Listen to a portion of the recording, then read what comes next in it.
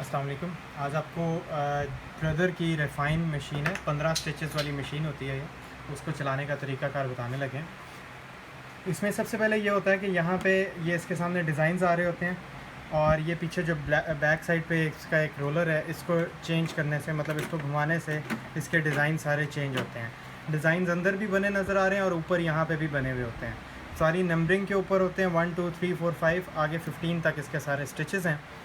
उसके बाद ये वाला जो इसका ऊपर रोलर है, ये इसका टांका बड़ा छोटा करने के लिए है। जहाँ पे 4 वाली साइड है वहाँ पे सबसे बड़ा हो जाएगा टांका, और 1 वाली साइड पे, F वाली साइड पे, 0 वाली साइड पे टांका छोटा हो जाएगा। ये इसका धागा टाइट और लूज़ करने के लिए होता है। इस साइड पे धागा लूज़ होगा, इस साइड पे ऑटो पे होगा, इस साइड पे टाइट हो जाएगा धागा।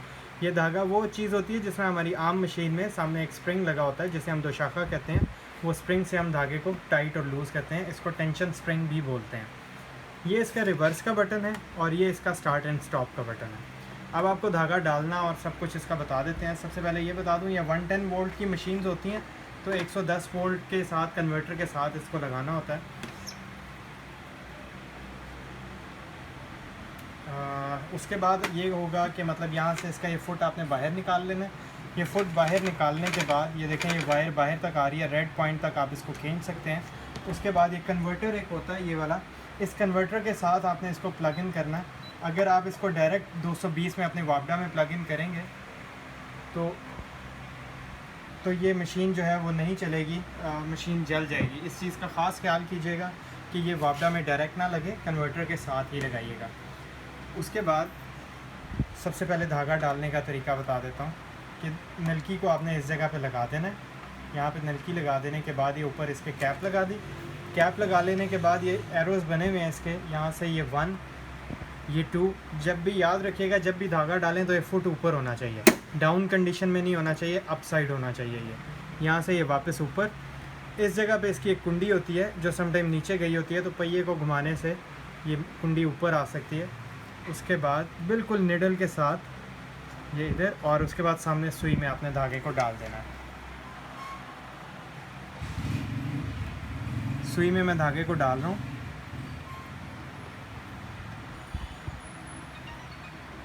ये धागा डल गया हमारा सुई में। उसके बाद फिरकी में धागा डालने का तरीकाकार देख लीजिएगा। यहाँ से इसको इस साइड पे करें, ये इसका कैप ऊपर आ जाएगा और यहाँ से ये फिरकी जो है बाहर निकालना है। ये फिरकी जस्ट आपने इस जगह पे रखनी है। रखने के बाद ये देखिएगा, यहाँ पे इसके ये एरो जा रहा है, एरो से इधर होके यहाँ पे एक कटर लगा हुआ है, इसको थोड़ा सा खींचेंगे तो धागा कट जाएगा। उसके बाद आपने ये वापस लगा देना। अब यहाँ से हम इसको कपड़े को नीचे रखा और यहाँ से देखें ये सादा सिलाई है। इस सिंपल स्टिच के ऊपर हम इसको स्टार्ट करते हैं। ये इसकी स्पीड का बटन है, यहाँ से स्पीड स्लो होगी, यहाँ से स्पीड फास्ट होगी। इस बटन से ये मशीन चलेगी।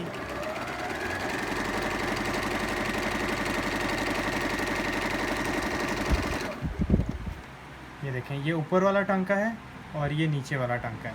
इसी तरीके से आप इसको टांके को बड़ा छोटा जैसा कि मैंने बताया था वो आप यहाँ से कर सकते हैं।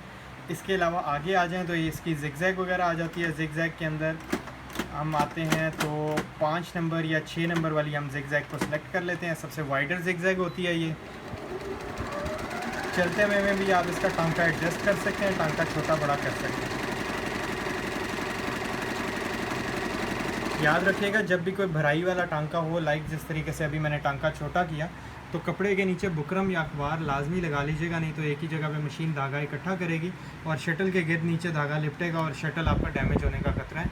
तो इस चीज़ का ख़ास ख्याल रखिएगा कि आपका ये जो टांका जो भराई वाला होता है वो इसी तरीके से ना हो कि मतलब आपने कपड़े के नीचे बुकरम वगैरह ना लगाई हो। उसके बाद आगे आते हैं, इसके 10 नंबर पे एक स्टिच है, इसका डेकोरेटिव डिज़ाइन है, वो आपको करके दिखा देता हूँ, जिसे हम चांद वाला डिज़ाइन कहते हैं। यहाँ से इसको स्टार्ट कर देता हूँ। इसमें भी छोटा टांका ही चलेगा इस डिज़ाइन के ऊपर।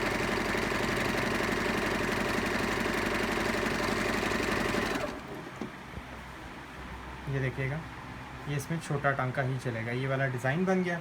इसी तरीके से आगे फ्रंट बैक का भी स्टिच होता है, 12 नंबर पे भी है और 13 नंबर पे इसकी ओवरलॉक होती है, वो आपको आगे बताता हूँ।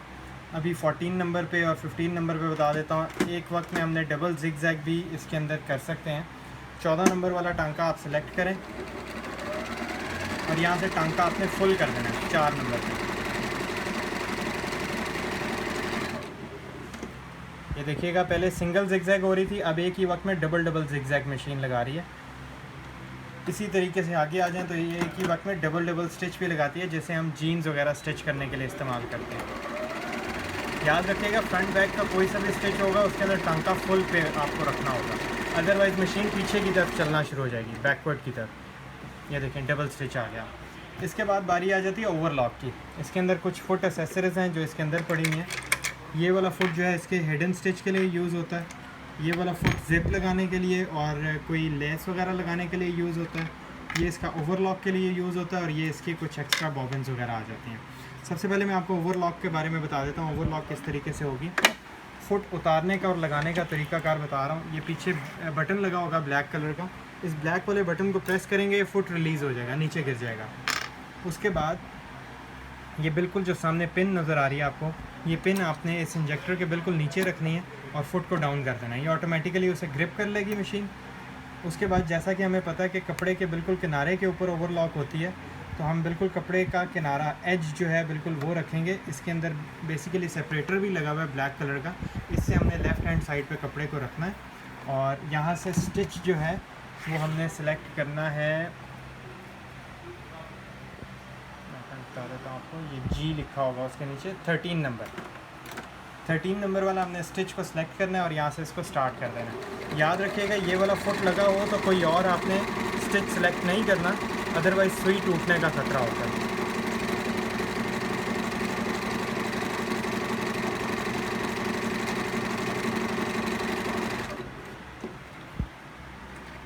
ये देखें, इसने इस साइड से कपड़े को लॉक करना शुरू किया और कपड़े के बैक पे जाके दूसरी साइड पे उसको लॉक कर दिया। मतलब ये जो इस वक्त एज है आपका, ये बिल्कुल इस वक्त जो है वो लॉक हो गया। ये देखें, बिल्कुल एज जो है वो लॉक हो गया। इसके बाद ये वाला जो बटन है इसके रिवर्स के लिए होता है, और जब बॉबिन वगैरह फिल करनी है आपने इसको इस साइड पे करना है, ये वाला, और यहाँ से आपने बटन को प्रेस कर देना। आप देखें मशीन लॉक हो गई है, जस्ट बॉबिन वगैरह फिल होगी।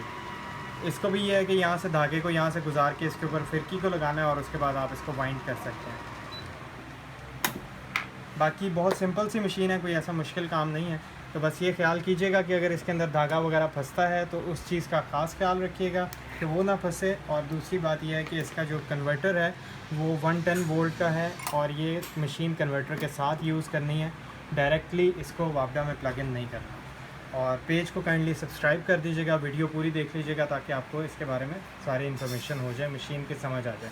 और मज़ीद कोई इन्फॉर्मेशन वगैरह चाहिए तो आप पूछ सकते हैं। मेरा नंबर भी है 030095666783। इस नंबर पे आप कॉल करके किसी किस्म की भी इन्फॉर्मेशन ले सकते हैं। हम लोग मशीन्स में डील भी करते हैं और मशीन्स रिपेयर भी करते हैं। तो 1 ईयर वारंटी के साथ 10x10 कंडीशन की मशीन्स आपको ज़ोहेब मशीन्स पे ऑल ओवर पाकिस्तान में मिल जाएंगी।